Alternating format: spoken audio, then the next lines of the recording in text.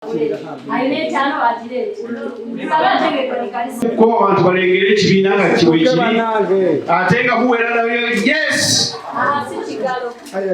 kyonna kyemwagala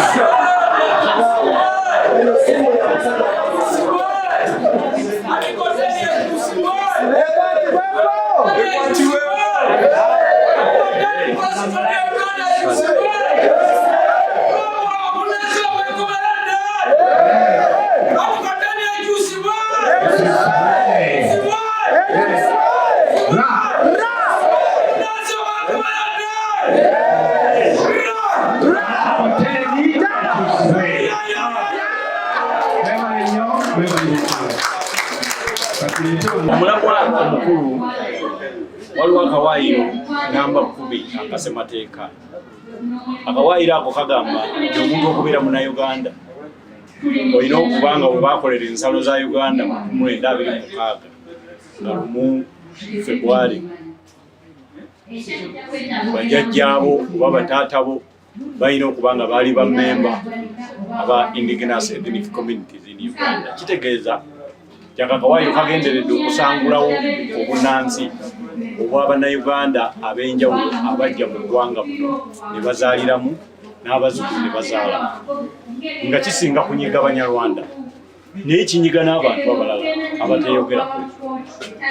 Waliwo abakyotala, waliwo abaki, nabo bonna bonna kibanyiga kubanga eryo ebbanga tewaliwo Uganda. Uganda yafuna obwetwaze era n'etongozebwa ng'ensi eyina bannansi mu 1962 nga 9th October. Kakati ate bw'oyagala okuzzaayo omwaka omukadde nga tetunafuna independence oba olina kudda ku mwaka ogw'obunnansi bwe bwatandikira gye bayita British Protected Persons Order 1934 si 1926 nga ssemateeka wa Uganda bwe yagamba. N'olwekyo awo waaliwo okukola ensobi n'okuggalira abantu abaali baafuuka edda bannansi, kati ate olw'okuba gavumenti zaakyuka kati obunnansi ne bubajjibwako. Kakati tuli mu kwagala kutwala ebbago litugenda okutwalira pulezidenti wa Uganda nga twagala akyuse mu kawaayiro ako namba 10 akabadde kakozesebwa okumma Abanyarwanda endagamuntu, okubajjako amataka, okubalemesa n'okuwasa embaga nga bagamba si Bannayuganda. Kakyusibwe ng'omuntu yenna eyazaalibwa wano obeera Munnayuganda atajuuse soli nsi yonna. Era ensi ezigikozesa ne Tanzania buli nsi egikwatanga bweyagala era egifuulanga bweyagala, naye ng'omuntu bw'ozaalibwa mu nsi obeera munnansi. Kitwagala mu Uganda.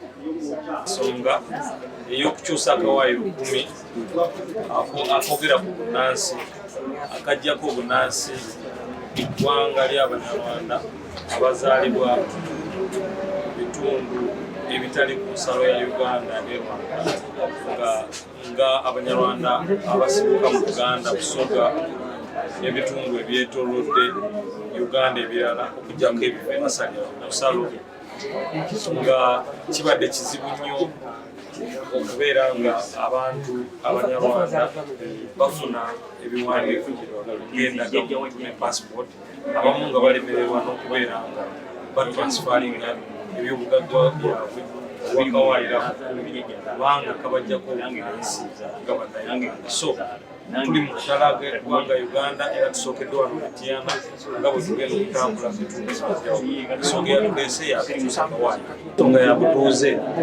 ng'era nsonga nkulu nnyo. Omuntu yenna yenna omukulembeze kabeerenga musumba, kabeerenga musuubuzi, kabeerenga muntu opinion leader oba omuntu gwe batuukako ne babuuza eno ensonga ekwata ku Uganda ng'eggwanga.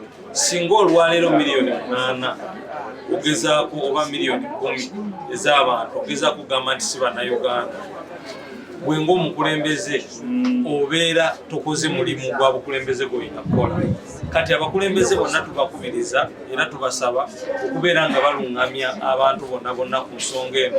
Yeno ensonga y'obutuuze, ffenna tuli Bannayuganda, tuli bantu ba Katonda era twazaalibwa wano, abazadde baffe bazaaliddwa wano, ate lino ly'eggwanga lyetumanyi nti waliwo eggwanga lyetukoze ki lyetwali tubadde. N'olwekyo tukubiriza abakulembeze bonna okubeera nga beetaba mu nsonga eno nga bagitegeera bulungi era nga nabo bagiwagira singa beetuuse we bali nyininyini singa ebeera etuuseewo nga basobola ogiwagira kubanga ensonga yaggwanga Nyarwanda nti ensonga eno ebakwatako 100 ku 100 era bagezeeko okumobilizinga abanyarwanda abalala naddala abo abategedde omulamwa gw'ensonga eno kubanga kuviira ddala mu biseera ebiwedde abanyarwanda babadde bayita mu kunyigirizibwa okw'amaanyi nga babajjako ebintu byabwe mu lukujjukujju olw'ensonga ey'akawaayiro 10 akabajjako aka 1995 akabajjako obutuuze nga bannayuganda enzaaliranwa ezaawa so tukubiriza abanyarwanda bonna okubeera nga beetaba mu nkiiko zonna zetugenda okubeera nga twetabamu mu bitundu byabwe bwe tunaaba nga tubayise nga bajjira ddala mu bulungi. Ekitabo kyemuleese ekyo kyaki? Ekitabo kino kye tuleese kitabo kya kukuŋŋaanya mikono abantu bonna okubeera nga abanyarwanda bawagira ensonga eno akawaayiro kano kakyuka nti batekemu emikono nga basaba nti akawaayiro kakyuke so bwe bujulizi obulagira ddala nti abantu b'omu kitundu for example Mityana basazeewo era bawagidde okukyusa akawaayiro aka 1995 constitution.